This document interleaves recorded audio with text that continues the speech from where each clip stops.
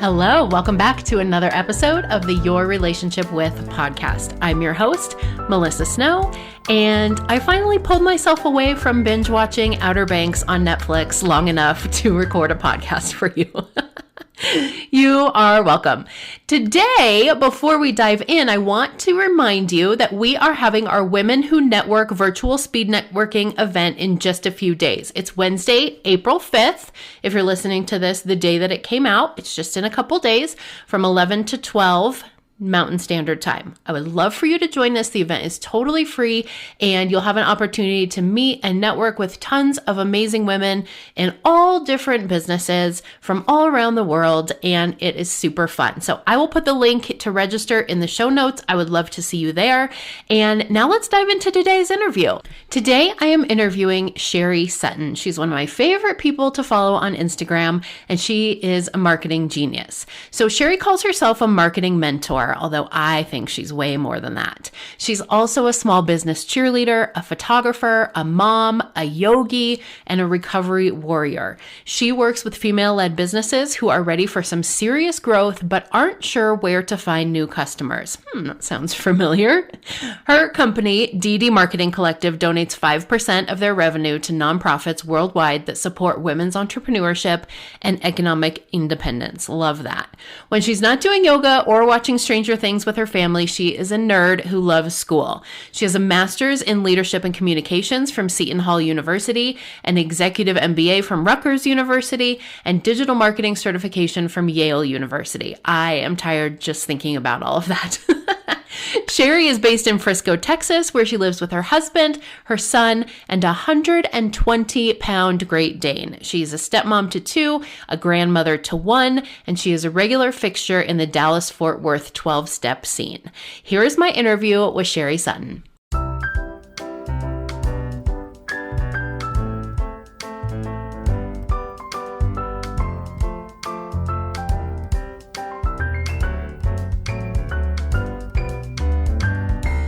Hi, Sherry. Welcome to the podcast. Hi. Thank you for having me. Yes, I'm so excited to talk with you today. We've been crossing paths a million times, and now actually getting to connect face to face is awesome. So tell everybody, before we dive into your topic today of your relationship with failure, just tell everybody a little bit about you and what you do. Yeah. So I am a marketing mentor. My name is Sherry Sutton. Forgot to say that part. I'm a marketing mentor. I work with small business owners who know they need to be doing more marketing, but aren't quite sure what to do and don't want to spend a ton of money hiring an outside agency. So really helping them figure out, what am I all about? What do I want to put out there in the world? And then how do I actually create content that people find irresistible and want to buy my products? So that's essentially what I do. That's awesome. And I love the connection between what we're talking about today, your relationship with failure, and what you do for a living. Because initially when you said that's what you wanted to talk about, I was like, wait, why aren't we talking about your relationship with marketing? But I think this fear of failure and how we turn failure into this very big thing, that's something that keeps a lot of people from showing up on social media and a lot of other ways in marketing, right? Yeah. Yeah. I mean, I would say it's the biggest challenge that I see among my clients. And sometimes, it's funny because it manifests as a different feeling. It manifests as I don't have time, right? Or I don't know what to say. Mm-hmm. Those are the two things that I hear the most. I don't have time, I don't have money, or I don't know what to say. Yeah. And it's generally, if you really sit down and talk about it, it's usually fear, right? It's, I don't know what to say, which is, I don't want to look like an idiot when I say something and have it not be right. Right. Mm-hmm. I don't have time. Same thing. Right. I'm not willing to take away from something else to do this, because what if I fail? What if I spent an hour today creating content and it got no business, where I could have spent that hour doing something that I feel is more productive? Right. And it's all fear-based. It's all, I'm just so scared that I'm not going to be accepted, right? We are a tribal species, right? We want to be accepted by others. And if we're not, we really struggle with that. And it's interesting how much that manifests in our businesses, right? I see it again. It is the number one challenge I see among entrepreneurs. Yeah, absolutely. And I think it's interesting too, the idea of failure. Like we talk about failure like it's a fact or like it's a thing, right? Like I'm going to give this to you or you're going to have it. But failure can mean so many things to different people, right? Like you put a Facebook post out and nobody likes it, and that's a failure. Well, is that a failure, or is it only a failure if you put a post out and you get a bunch of hateful comments? Or is it a failure if you put a post out and a whole bunch of people like it, but nobody buys your stuff? Like we all have different definitions of what that failure is. Yeah. And you're so right. And also, we have to remember that because, especially on social media, so because social media lives for so long, just because something fails at that moment doesn't mean that it's not going to serve you later. So I'll give you an example. All of anybody who hires me, right, especially for one-on-one coaching, there's a common theme. And that theme is, oh my God, I found you. I binge watched all your videos. And okay, where do I sign? Yeah. Right. But what I can tell you is there are plenty of those live videos that I did where there was no one there, right? I was like, okay, here I am doing a live and there is nobody watching, but someday someone's going to watch this and it's going to help me close the sale, right? Yeah. And so you have to look at it that way, as like I'm building a repertoire of content, some of which is going to be amazing, some of which is not going to be so amazing, but that's okay, right? They can't all be winners. And I think that's one of the things that people really struggle with, especially when they're not they haven't done a lot of marketing in the past, because does take a lot of time, but not everyone's going to be good, right? Like if you think about, when you go to the gym, right? Sometimes you're going to have a great workout, you're going to feel fantastic. And other times you're going to feel like an elephant, right? Who like ate cheeseburgers before they got there and haven't had any water for days, right? Yeah. And that's okay. And it's the same thing with your content, right?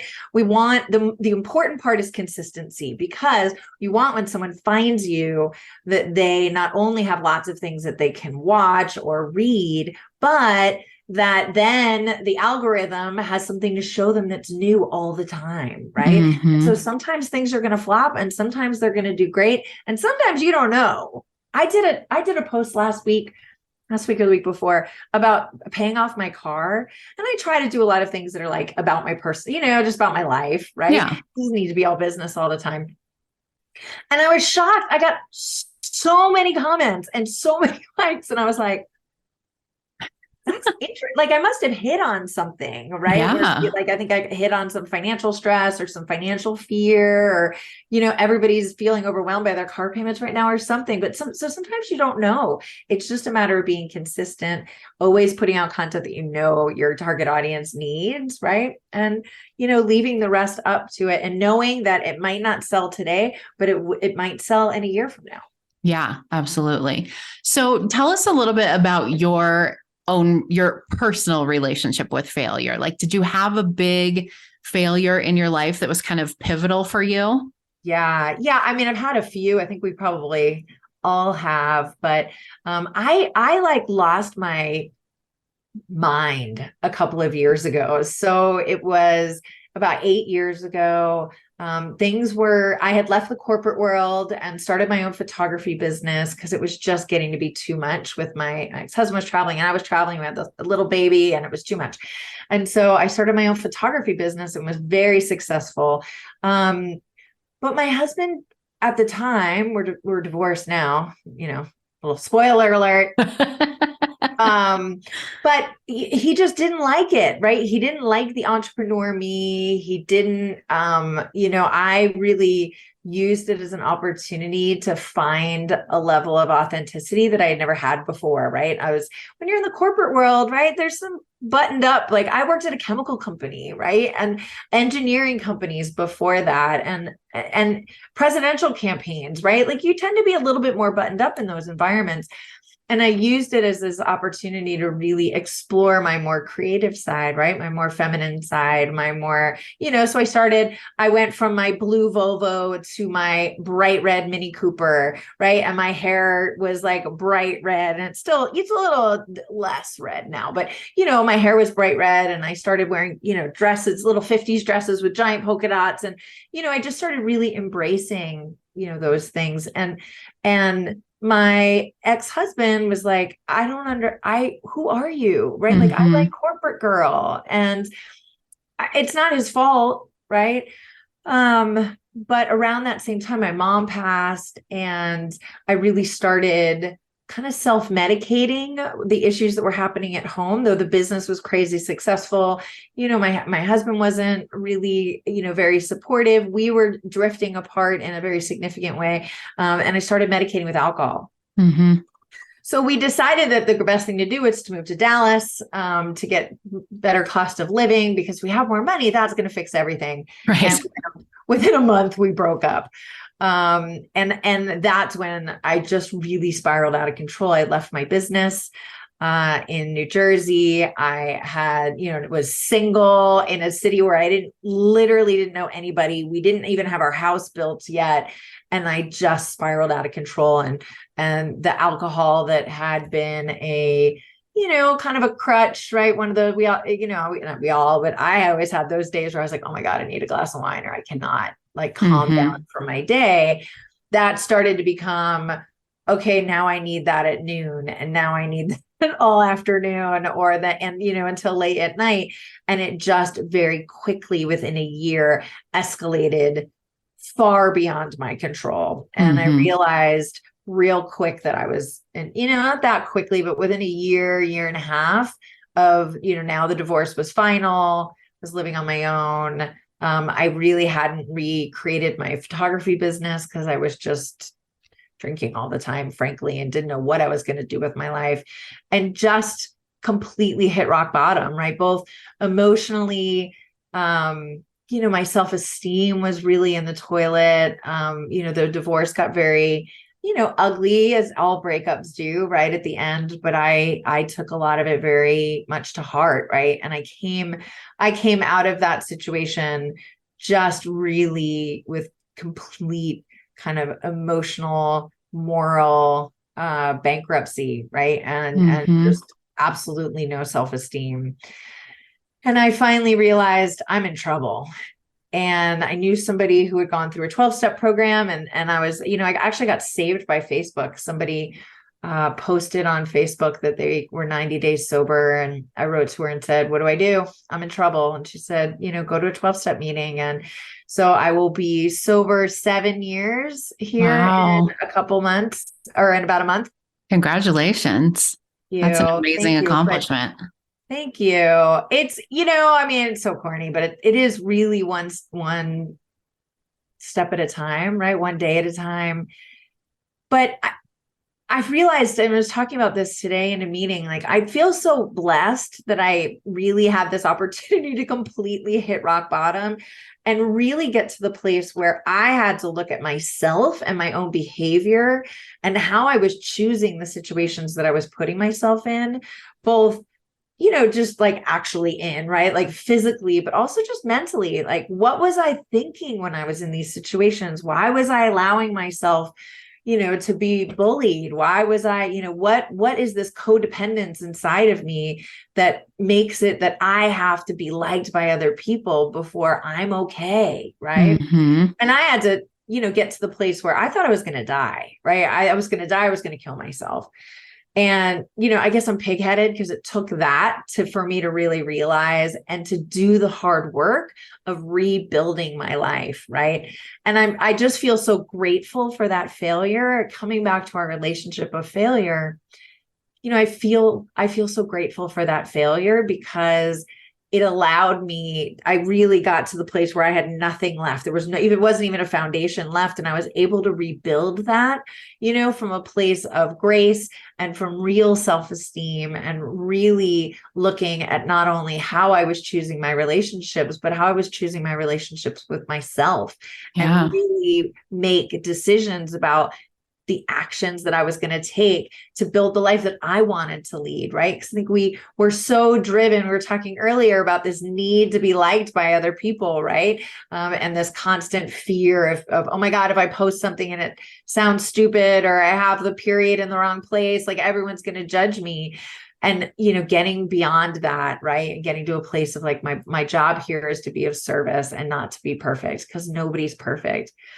So I try to use that now as a platform for helping other, women, and some men who want to get to that same place and feel called to do that and live that kind of very authentic life, full of failures, and live all of that out loud. And they see the best way to do that is through entrepreneurship. Because for me, I could never really live as authentically as I wanted to with an ability to embrace failure to the level that I wanted to in my life while being in the corporate world and working for someone else. Because though I work, obviously, even as an entrepreneur, you work for other people because you work for your clients, but you just don't have as much control. And I really realized that entrepreneurship is one of the best ways for us to embrace that control, but also we have to embrace all of our failures along the way.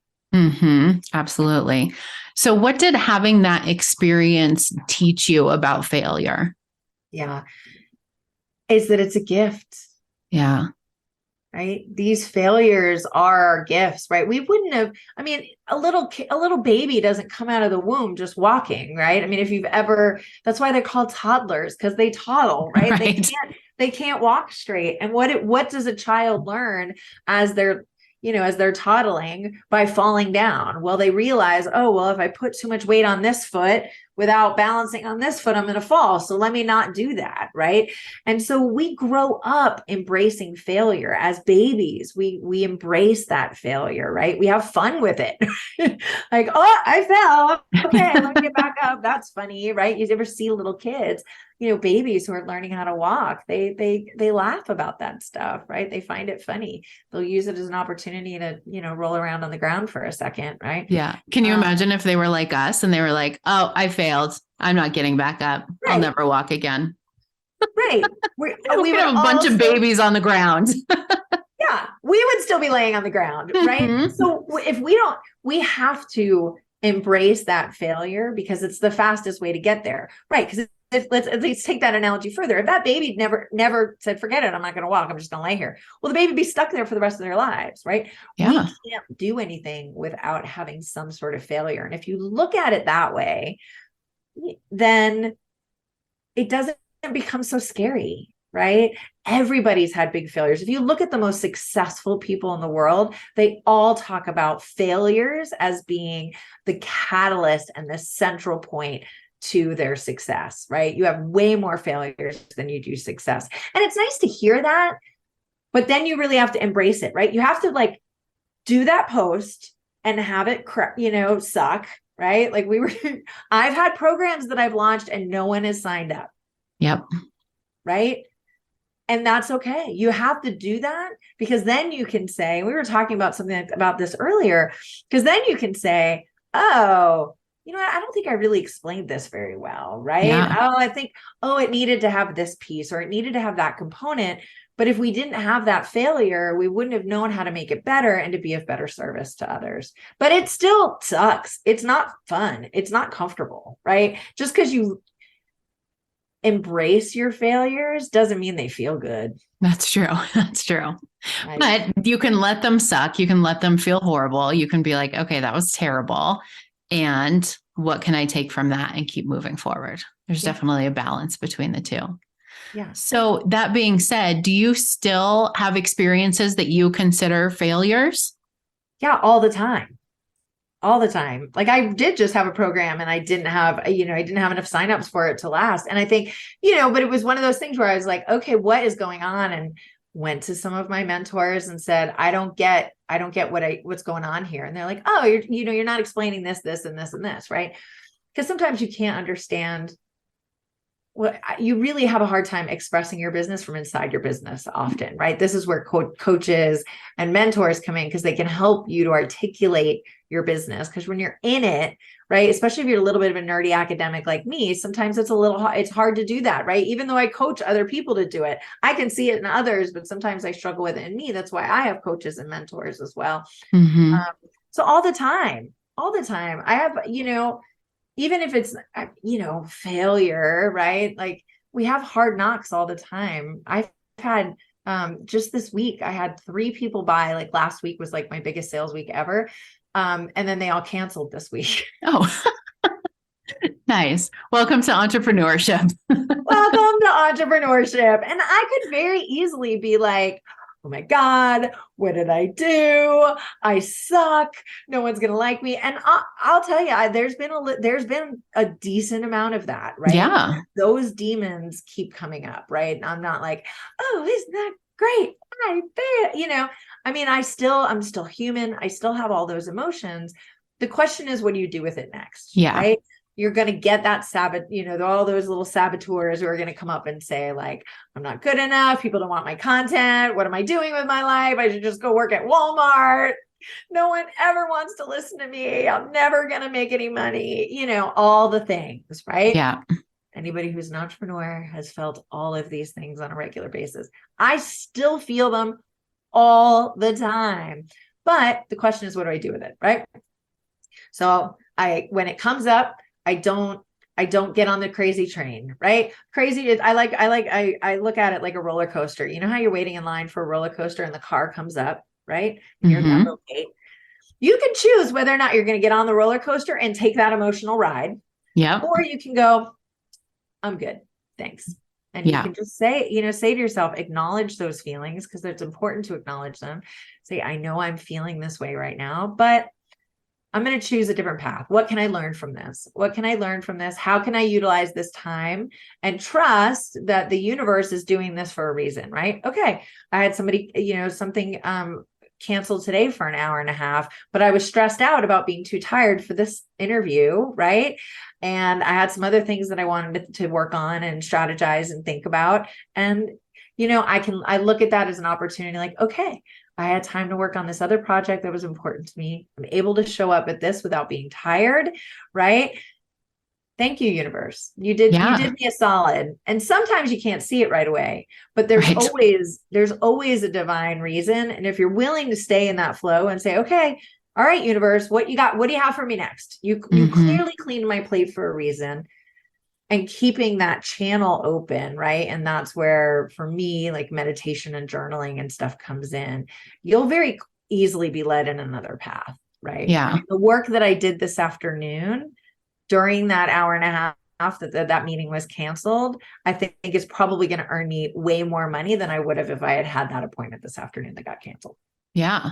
And I love the stories that you share about like the things that you put out that nobody buys. Or I had my best week last week. And then this week, everybody asked for their money back. And I love that because it just normalizes failure. Right. Yeah. And I think as business owners, we have a tendency, especially people like you and I who work with other business owners, I think it's easy to have this idea of like, I have to present myself as the super successful person that this kind of stuff doesn't happen to because everybody wants to learn how to do it perfectly like me, right? If I'm like, hi, I'm a train wreck and last week I made no money. Nobody wants to hire the business coach that's like, hi, last week I made no money. But I love the stories that you share because we were talking about this earlier, the relationship between failure and authenticity. And I think the more women, especially, share these stories of quote unquote failure and normalize it, the less major these failures are going to seem where they're happening to other people. Right. Well, and also just because you have one failure, right? Just because I had a client cancel, right, today, well, they moved it to next month. I'm still going to get that revenue. And then I got time today to work on a program. Again, that's probably going to make me way more money. Yeah. So just because you have failures doesn't mean you're not going to make money. And it doesn't mean you're not successful. It just means that you're being reprioritized into another area, right? And that's why, keeping your mental health really strong when you do have those failures, because they're going to happen. And not let yourself get on the crazy train and spend, 3 days in the like, oh my God, I'm a failure. Nobody wants what I have, blah, blah, and then you don't get on social media and then you don't follow up with people and you stop working the business because you're in, it's all in your head. You're running the hamster wheel. If you can figure out ways to get through that faster, you're still going to be just as successful, if not more successful, right? Again, the most successful people in the world have really big failures, and it doesn't mean you're not going to be successful. And to me, one of the reasons why I wanted to talk about this with you today, and one of the reasons why I share those stories, is because I want to be one of the people who's brave enough to normalize it, right? Who's brave enough to talk about it, to normalize it, because there's a whole like world of coaches out there who are like, I had my first my $100,000 week and my whatever, and they're in their bikinis on the beach. And I mean, good for them. Like, that's awesome. But I don't know, my entrepreneurship doesn't look that way for me. And it doesn't look like that for 99% of the people that I know. And so I'd rather be real and no BS, because I'd rather buy from me, right? And have somebody who's like, that you can go to and be like, I'm having a crappy day, right? Like, yeah, because you're relatable.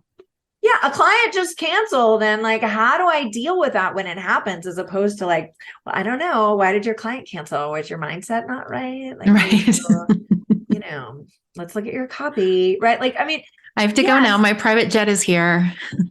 Sorry. And I mean, maybe we'll all, hopefully we are all there getting on that private jet someday. But I hope that when we do, like, we trip and like, hurt our leg and like it's bleeding, and then we take a picture, put it on Facebook, and be like, oh my God, my first trip on a private jet, and now I'm bleeding on my Pradas. Like, that would totally be me. Right. Because it's one of the things I love about you and your content is like, you're just so relatable, right? You just share, like, here's what I love your posts. You've been doing all of these, like, here's what I'm about. Here's not what I'm not about. And just being real, because we're so unreal, right? And like, that's what causes all of us to like feel crappy and like we don't belong and like we're not good enough, is because we put these people on pedestals, and there aren't people who are successful, who are willing to say, oh God, I screw up too, or I failed at this too, or I did a program and nobody bought it, right? Or whatever. Yeah. There's such a huge part of that really is just about what you decide to make that failure mean. Like, you and I were talking earlier, I was telling you about this live video that I did today, and I was on my phone doing a Facebook Live, and I was like, oh, this is fun. I'm on my phone. I can use filters. And so I'm scrolling through the filters, and I see one that's like a big set of lips. And I'm like, well, this is not, like, I put it on. I'm like, oh, I look pretty with this on. And so I'm like, okay, I'm going to do the Facebook Live with this filter on. What I didn't realize is it was a filter that when you open your mouth to a certain width, it like magnifies your mouth enormously. So I'm like probably 45 seconds into this live video, and I open my mouth apparently too wide. And all of a sudden it's like, whoa, my big old mouth on the screen.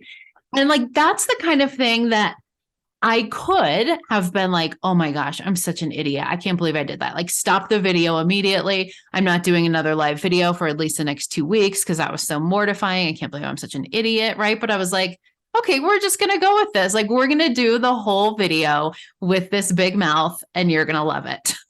Yeah.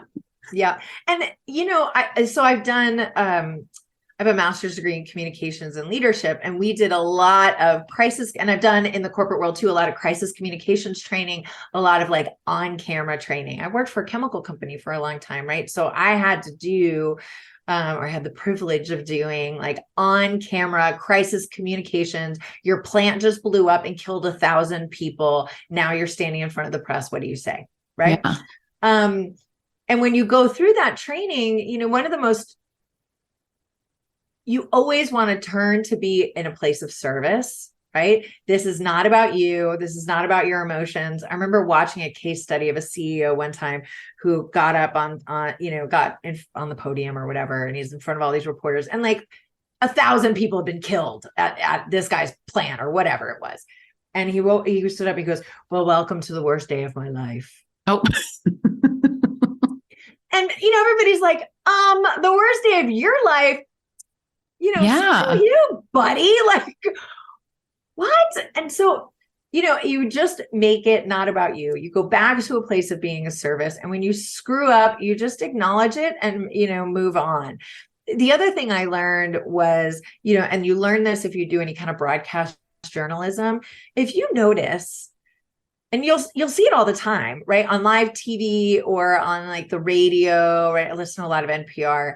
People screw up all the time.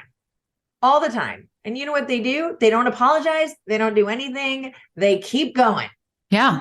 right? Or they might say, excuse me, that was blah, blah, blah, right? And if they have to repronounce someone's name, and you keep going, Yeah. right? Have you ever been in a presentation where someone screws up and they go, oh my God, I just screwed up. Wait, hold on. Okay. Can I start that all over again? Just give me a minute. Can I say that all over again? Okay. That person, like, I get it. It's difficult, but that person just took 2 minutes of your life showing you their drama that you don't really care about. Like, just restate it and keep going. Yeah, for sure. Because then you're not thinking about you, you're thinking about your audience. What does my audience want? And that's where business gets really successful, is when you're not about my failures and my screw ups, because you're going to have them. It's, how do I continue to be of service to these people? Because my job as a business owner is to help people solve problems. And if I'm not solving problems, then I don't have a business. Yes, 100%. You're speaking my language. This is one of the things I always tell my clients too, when we're talking about how to not network like a weirdo. Like, if you always have in your mind, how can I be of service? How can I provide value? And that doesn't necessarily mean like, can I give away all of my stuff for free and like give all my time to all the people? But like, is there someone I can connect this person with? Is there a book I can recommend to this person? Did I read an article that they might be interested in, right? Like, there's a lot of different ways to provide value to people. And if you're always focusing on that rather than how do I get this person to buy my stuff, your social media marketing is going to be different. Your networking vibe is going to be different. Everything's going to be different. And the way that you handle failure is also going to be different, because you're going to have that awareness. Like, this isn't about me and people buying my stuff. I came here to give people a message that was important. So let me just focus on that. Yeah. Yeah. And I think, people want to watch people who are authentic, right? Mm-hmm. I mean, if you look at the kind of the TikTok revolution, right? It's not the Kardashians, right? I find it interesting. So Instagram, was moving to a lot to reels last year, right? Video. And what happened was, actually the Kardashians put together a, what's it called when everybody signs? Petition. A petition. Thank you. So everybody I just screwed up and I signed.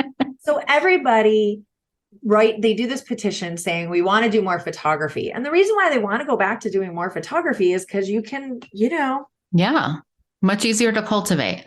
Right. And you can look perfect and you don't have to, right? It's much harder to do on video.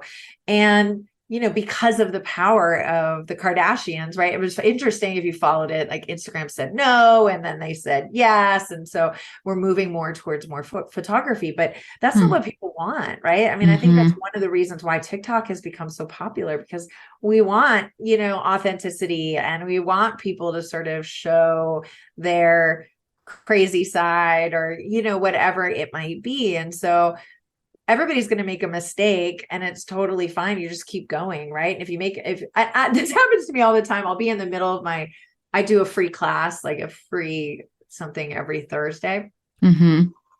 And there'll be moments where whatever, my dog barks or comes in, and I'm like, lose my train of thought. And I'll just be like, what was I talking about? Where are we? What planet are we on? I'm not sure. Cool. All right, let's go back to what we were talking about. Right. Yeah. And like, whatever, it's fine. It's not the end of the world. Nobody thinks worse of me. And actually, they're probably like, oh, that's cool. Yeah. And guaranteed nobody was watching and is like, well, I was going to hire Sherry to help me with my marketing, but then she forgot what she was going to say. So never mind. And you know why? Is because I handled it with grace. Yes. Because I handled my failure with grace. I didn't say, oh my God, I just screwed up. I can't believe I screwed up on live. I'm going to, leave, and I'm going to delete everything. And like, I just moved on. I handled it with grace. I just moved on. Yeah. And that's when people connect the most with you. One of my favorite crisis communications stories is Madonna. So, and this, all back to authenticity and failures, if you want to look at it that way. But Madonna, I remember, like, at the height of her popularity in the 80s, someone found nude photos of her and published them. I don't know if you were into Madonna at the time, but so And, oh my God, what's Madonna going to say about the fact that there are nude photos out there, right? And everybody's waiting with bated breath to see what Madonna would say about nude pictures of her being out there. And you know what she said? I can't imagine. She said 2 words. So what? And I still remember on the front of the New York Post, there was this giant, I should find it. And it says, so what? Yes. I love that. Completely diffused everything. Yeah. There's nothing to talk about. Yeah. Right? There's nothing to talk about. Yeah. That's awesome. I love that. I could keep talking to you forever, but we're going to wrap it up. If anybody wants to reach out to you for more about what you do with entrepreneurs and marketing, all of your special sauce, all of the good stuff that you have, all these videos that you recorded that no one was watching and now everybody loves to watch them. That's so funny you say that because that's totally how I found you too. What is the best way for people to connect with you?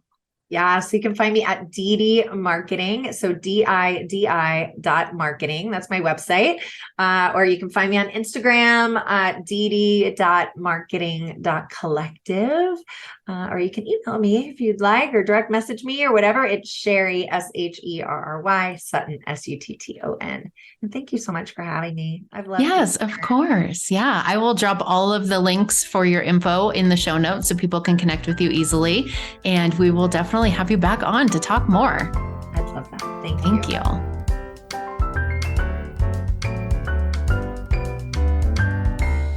Thank you so much for listening to another episode of the Your Relationship With podcast. I hope that you're loving it as much as I'm enjoying making it.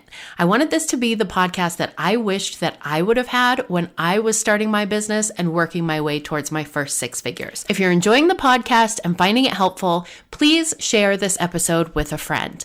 You can also leave a review, which is super helpful in helping other female entrepreneurs find this podcast.